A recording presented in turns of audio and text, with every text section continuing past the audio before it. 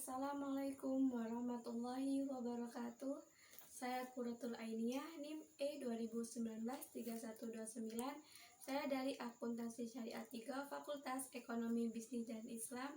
Di sini saya akan memberikan tanggapan dari video Bapak dosen Abdul Wadud Nafis LC.MEI selaku dosen pembimbing dengan materi ekonomi tertutup tanpa kebijakan pemerintah, atau bisa disebut juga ekonomi dua sektor. Ekonomi dua sektor secara teoristik ada 3 macam, yaitu yang pertama ekonomi dua sektor atau ekonomi tertutup tanpa kebijakan pemerintah, dan yang kedua yaitu ekonomi 3 sektor atau ekonomi tertutup kebijakan pemerintah, dan yang ketiga yaitu ekonomi 4 sektor atau ekonomi terbuka. Nah, sekarang kita akan membahas tentang ekonomi 2 sektor yang bisa disebut ekonomi tertutup tanpa kebijakan pemerintah, yang sudah dijelaskan oleh Bapak dosen bahwasanya pengertian ekonomi 2 sektor adalah perekonomian yang terdiri dari sektor rumah tangga dan perusahaan, dan merupakan bentuk yang paling sederhana dari analisis makroekonomi mengenai penentuan tingkat kegiatan ekonomi suatu negara. Nah, selanjutnya kita akan mengetahui diagram perekonomian dua sektor, yaitu terdiri dari 2 interaksi yang ditentukan oleh rumah tangga konsumen dan rumah tangga produsen. Konsumen akan memberikan faktor produksi kepada produsen, lalu mereka akan menerima imbalan berupa uang. Penghasilan yang berupa uang itu tersebut akan digunakan untuk membeli barang dan jasa hasil buatan rumah tangga produsen. Rumah tangga konsumen akan bekerja pada rumah tangga produsen, dengan istilah lain menyerahkan faktor produksi. Mereka yang berperan sebagai pekerja akan memperoleh gaji. Jika sebagai pemilik maka mendapatkan laba. Masyarakat juga bisa mendapatkan uang dengan cara menyewakan tanah mereka atau meminjamkan modalnya. Nah, selanjutnya yaitu aliran pendapatan dalam perekonomian dua sektor. Yang pertama yaitu sektor rumahan menggunakan faktor-faktor produksi yang dimiliki rumah tangga. Dan yang kedua yaitu sebagian besar pendapat yang diterima rumah tangga akan digunakan untuk konsumsi, yaitu membeli barang dan jasa yang dihasilkan oleh sektor perusahaan.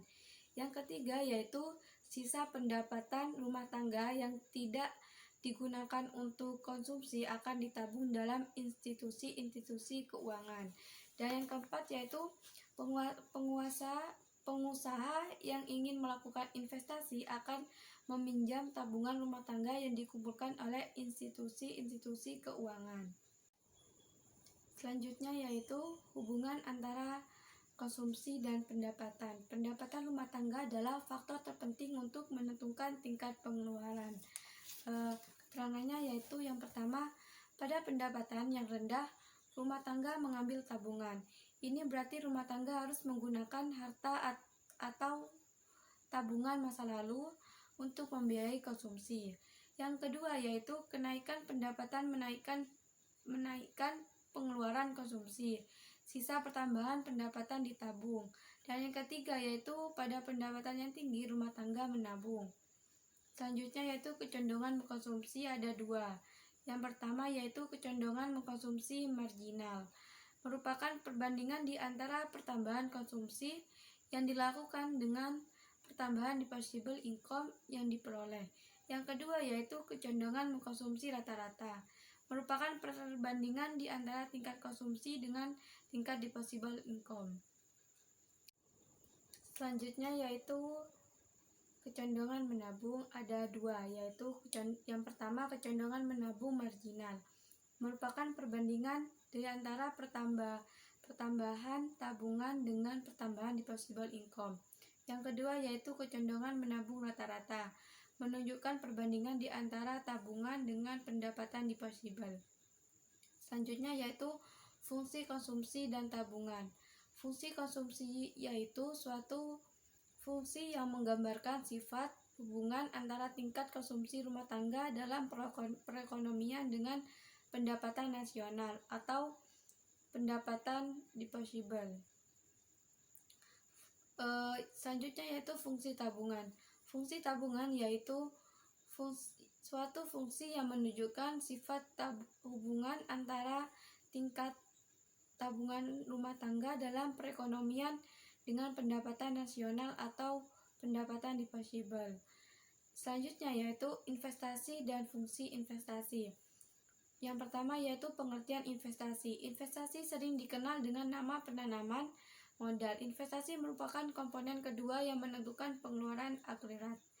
Investasi merupakan pengeluaran atau perbelanjaan penanam modal atau perusahaan untuk membeli barang-barang modal dan perlengkapan produksi untuk menambah kemampuan memproduksi barang dan jasa yang tersedia dalam perekonomian. Investasi meliputi pengeluaran untuk 1. Pembelian barang modal, 2. Penggantian barang-barang modal yang telah didepresiasikan. Yang ketiga yaitu pengeluaran untuk bangunan kantor, pabrik, dan lain-lain. Yang keempat yaitu pertambahan nilai stok barang yang belum terjual. Jumlah investasi tersebut disebut investasi bruto, sedangkan investasi bruto didapat dari investasi bruto dikurangi depresiasi. Selanjutnya yaitu faktor penentu investasi. Tingkat keuntungan yang diramalkan akan diperoleh. Yang kedua yaitu suku bunga. Ketiga, ramalan mengenai keadaan ekonomi di masa depan. Keempat yaitu kemajuan teknologi. Yang kelima yaitu tingkat pendapatan nasional dan perubahannya. Keenam yaitu keuntungan yang diperoleh perusahaan. Selanjutnya yaitu fungsi investasi.